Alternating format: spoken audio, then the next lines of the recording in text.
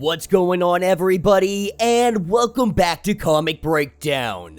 In this video, we are jumping into Immortal X-Men issue number 11, and this story is picking up directly after SINS of Sinister. If you haven't checked that out, I highly recommend that you do so because you're gonna have no idea what is going on. But man, does Marvel Comics have some heavy hitters coming out today. Now, for those wondering, you're definitely going to want to read Immortal X-Men before you jump into Sons of X. While Immortal X-Men is really dealing with the immediate aftermath of everything that happened in SINS of Sinister, Sons of X is not only going to continue on this story, but man, is it absolutely phenomenal. With the fall of X just on the horizon, this is before the fall. This is all the buildup. Because of Sinister's actions, everything is in jeopardy. The entire nation of Krakoa is on the precipice of falling. And it really does look like Storm might be the only thing to save everybody. The question now remains, who on the Quiet Council can she trust? Make sure you guys have subscribed to the channel, make sure that you like this video, and with that being said, let's dive into this breakdown.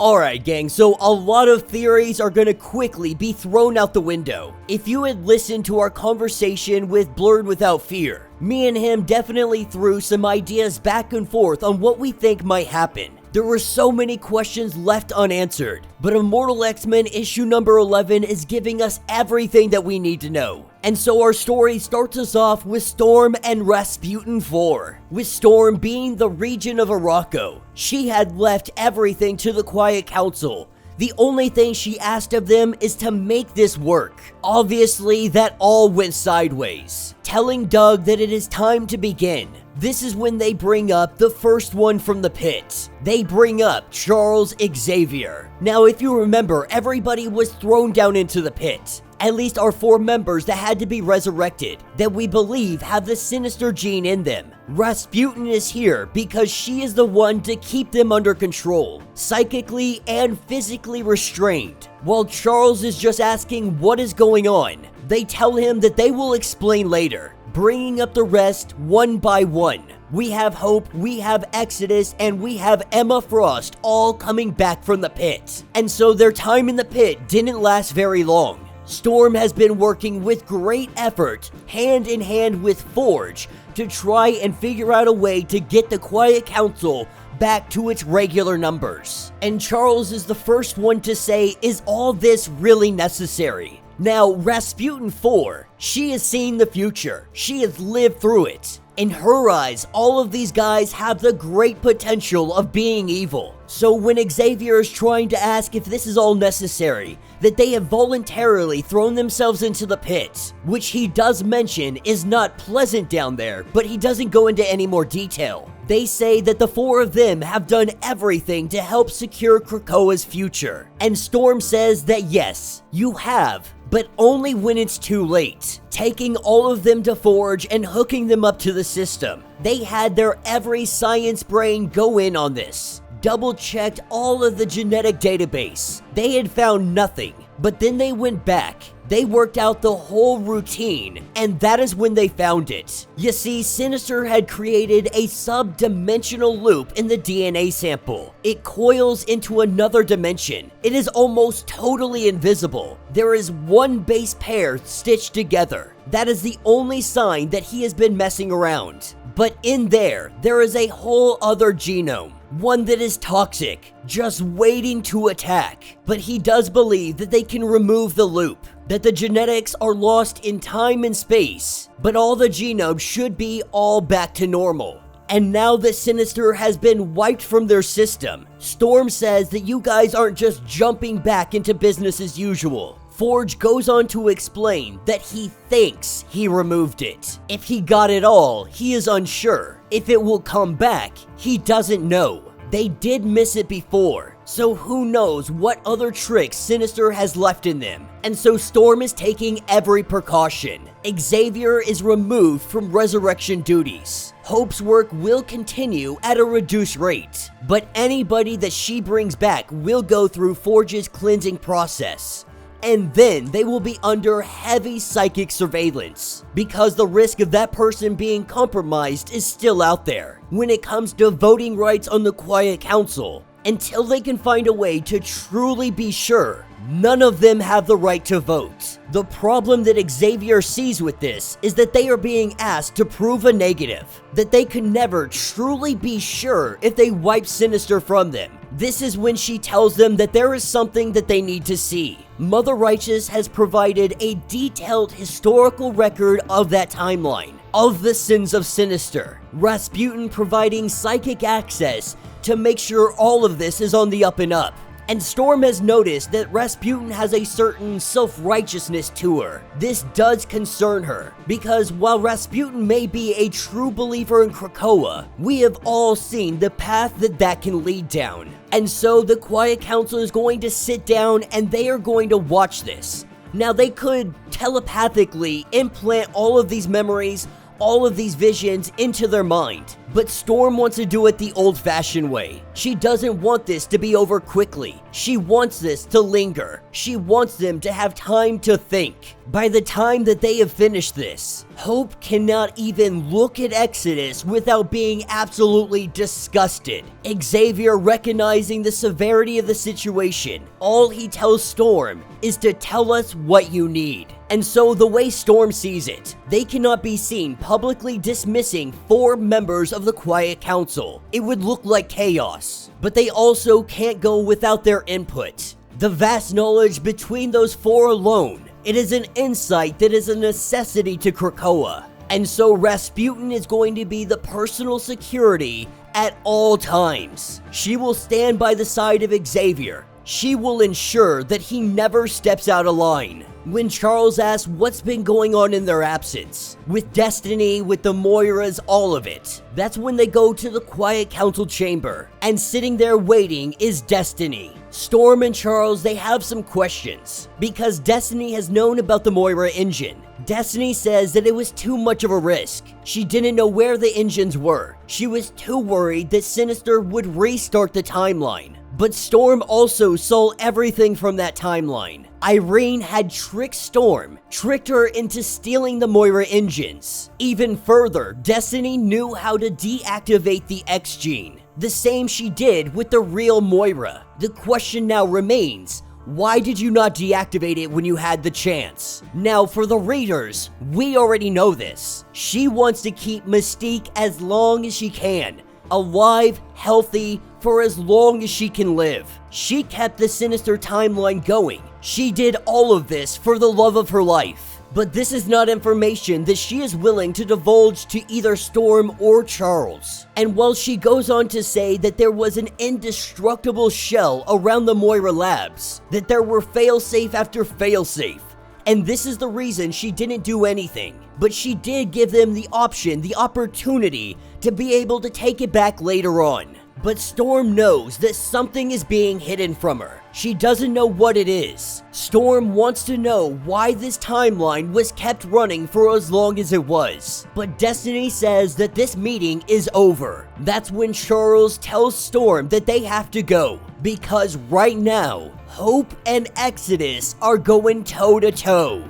with Hope calling Exodus a Judas. Storm says that she's gonna go stop them, but Destiny can't hide the truth forever. This is where we pick up with Mystique. Mystique in a room, she is running into Mother Righteous. Mother Righteous believing that she was coming to her in the shadows. Mystique grabs hold of her and puts a knife up to her throat, asking what she wants. Mother Righteous has just come to deliver a message. The message that Irene had created for Sinister in the Sinister timeline. This is Mother Righteous just planting those little seeds of doubt, of mistrust. It appears that her goal is divide and conquer. As we pick back up with Hope and Exodus, Storm comes in trying to separate the two. She comes in with a strike that could shatter a mountain. But against these powerful individuals, it is almost like throwing water in their face. This is because Hope is feeling betrayed after seeing that timeline, seeing what Exodus had done to her. Storm breaking them up, saying that it has been hard for all of Krakoa, but you both need to understand how much you mean to everybody. The leader of the Five and her shield, who stood defiant on Judgment Day, with mutant kind currently looking up at you two battling in the sky.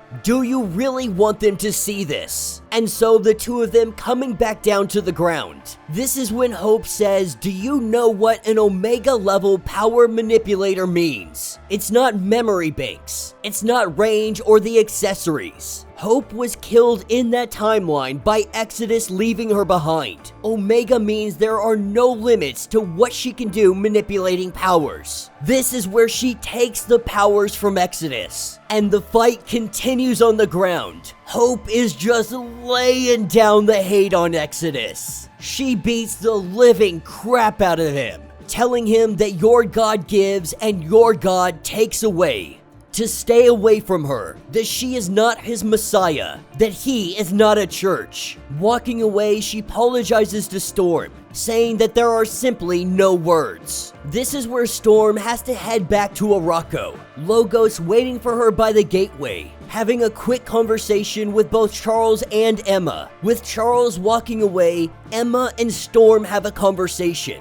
Now everybody is taking all of this pretty hard, except for Emma. The thing is, Emma, she's already done the supervillain thing. She is very used to shame, but she also understands that they weren't themselves. Sinister had unlocked the worst part of them, and she knows better than anybody that they aren't their worst selves. No matter how much anybody thinks of that. Her time in the Hellfire Club had taught her all of this. But Storm also says it's not just what happened then, it's what you did now. That future was brought on because of the present day games that you guys are playing. And Emma, she kind of pauses and says that this is a bit hypocritical. You said no thrones on Arakko, yet you end up being worshipped like some King Arthur. And to even further this, there is something that has been missed that was a key point in this awful future. Yes, Storm was a hero. Congratulations, pat yourself on the back. But Storm was herself for every single second of that future. And it took her 5 years until she realized something was wrong. 5 years of being the region of Arakko, while down on Krakoa, they were drowning. And so she asked Storm, what did you do? You did nothing until it was too late. She tells Storm that you're on the Quiet Council for a reason, and with their votes gone, they need Storm more than ever. But still now, she is about to pop off and head over to Mars. As the two of them take off, we pick up with Sebastian Shaw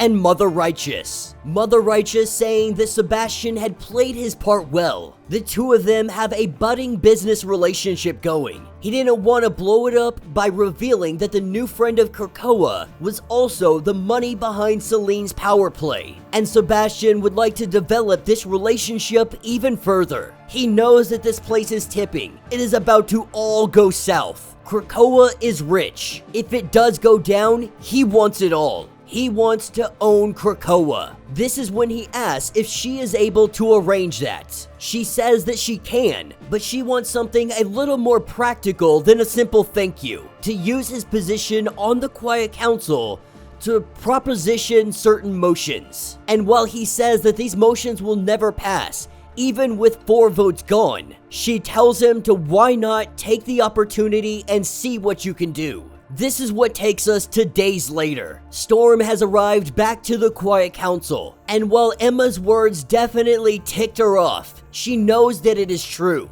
And so she has come to the Quiet Council chambers to meet up with one of the members. She fears the situation between Charles and herself is deteriorating. She has become aware of a certain truth. She has responsibilities on 2 worlds, but she cannot be in 2 places at once. She also doesn't want to step down from either of these duties. There will inevitably be council business that she cannot attend to, and so she needs someone on the Quiet Council, someone to speak for her if an emergency situation demands it. She wants this individual to be the proxy and vote appropriately. This is when it is revealed the person she is talking to is none other than Colossus. And that will be the end of this issue.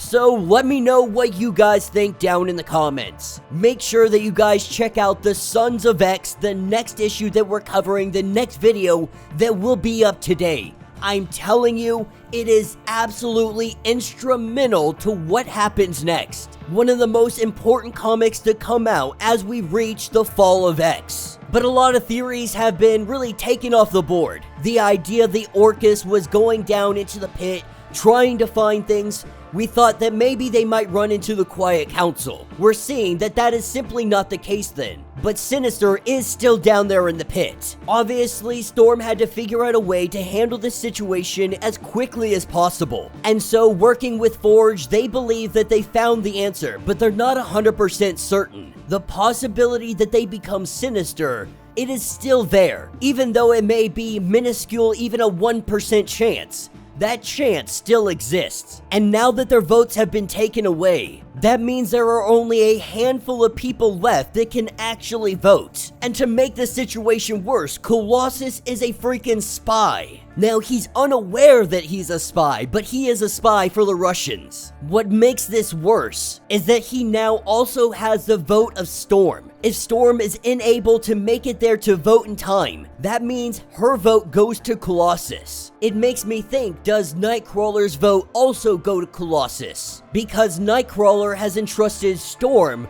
with his vote, and we'll go into more detail on that as we jump into Sons of X. But this issue was really just the immediate aftermath of Sins of Sinister, how they dealt with it, what they did with the Quiet Council members, and what is brewing in the background. We see Mother Righteous making her plays. Divide and conquer is the goal. Working with Sebastian Shaw, working with individuals to try and take power. It is baffling that none of them have even figured out that she is one of the Sinisters. Obviously, Mother Righteous probably left out any part that could allude to her being a Sinister. But if you want to find out Mother Righteous's next play, you have to check out Sons of X issue number 1, because Mother Righteous is going for the most powerful mutant that she could possibly get her claws into. Mother Righteous is going after Legion. So let me know your thoughts, let me know your theories. If you would like to get completely caught up on everything that happened with Sins of Sinister, go ahead, check out the link in my description as well as the top of this video. It will get you completely caught up on everything going on with this series. If you would like to support the channel, you can always do so by joining the channel membership. Much like Patreon, having multiple different tiers, from $1 to $50, from loyalty badges to getting comics every single month. Not only does this help out the channel tremendously, but you are getting tons of perks in the process. If you are unable to do this, do me a favor, subscribe to the channel, like this video, hit that notification bell, and with that being said, until the next breakdown.